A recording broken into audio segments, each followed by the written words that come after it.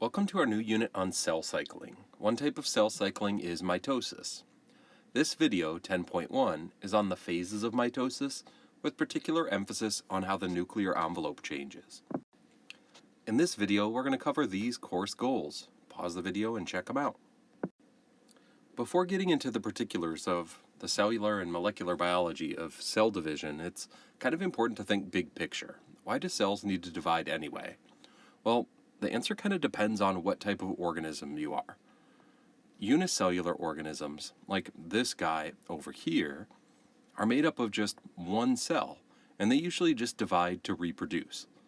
When an organism reproduces by itself and doesn't have a mate, this is called asexual reproduction. Dividing in half is one way to do this, and you can see that this organism right here is reproducing by dividing in half. For multicellular organisms, it's a whole different ballgame.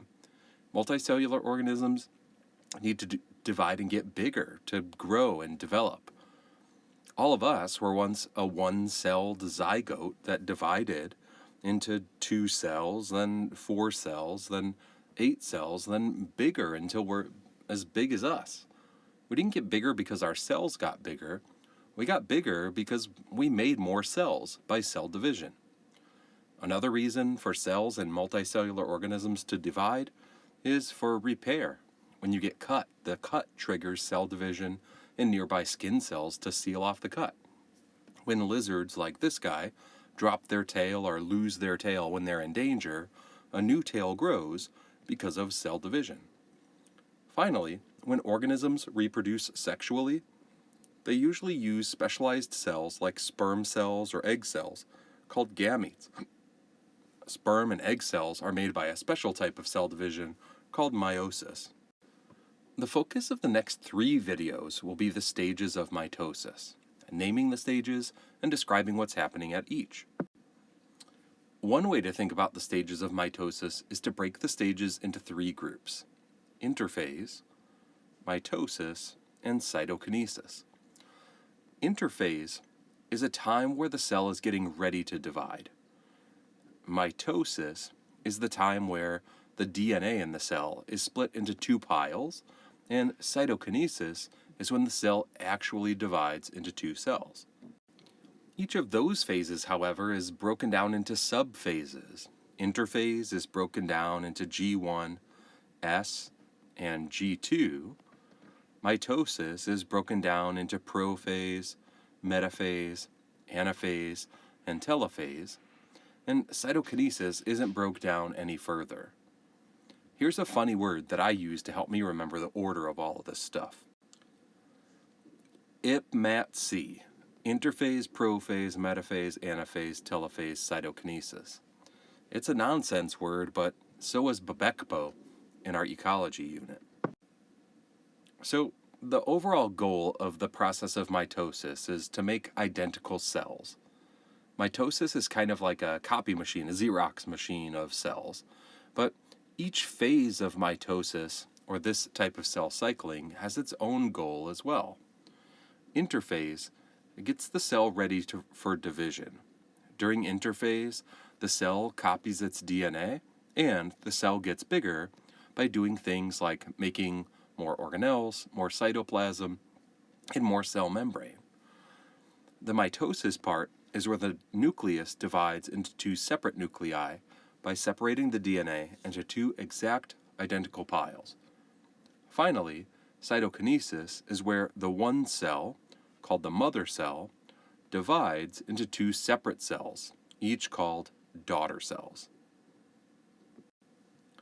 But cells aren't dividing all the time. Cells only divide when organisms need to grow, regenerate, repair, or reproduce.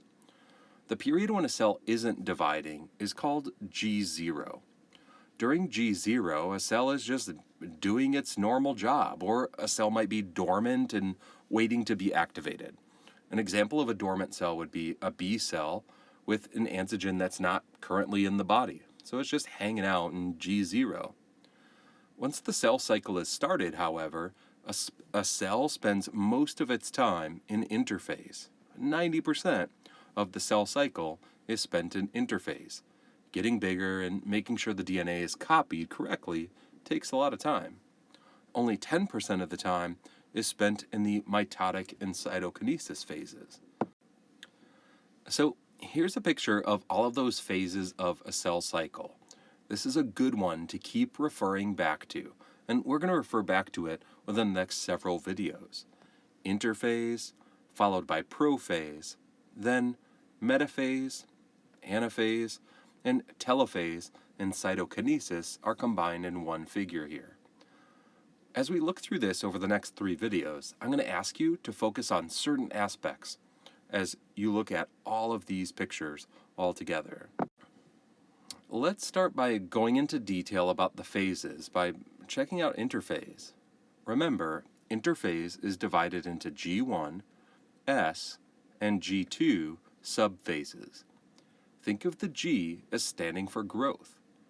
During both G1 and G2 phases, the cell is growing.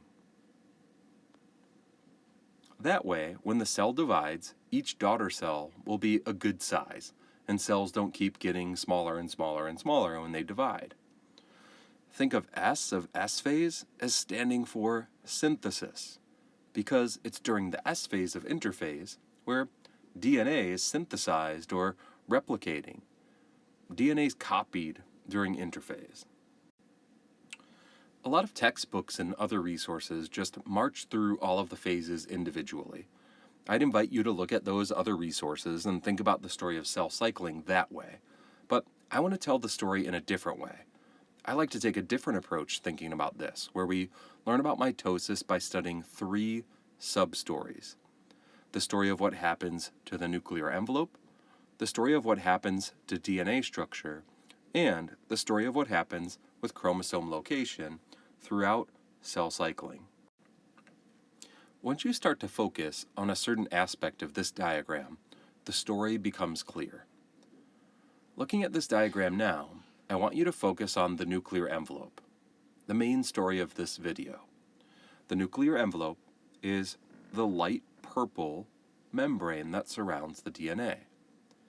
You can see the nuclear envelope during interphase and prophase, but then the nuclear envelope disappears during metaphase and anaphase, only to be rebuilt in late telophase and cytokinesis. To have this story make sense, it's worthwhile to remember the job of the nuclear membrane in the first place. The nuclear membrane keeps the DNA separate from the rest of the cell's activities and chemical reactions, and that reduces the chances of DNA mutations.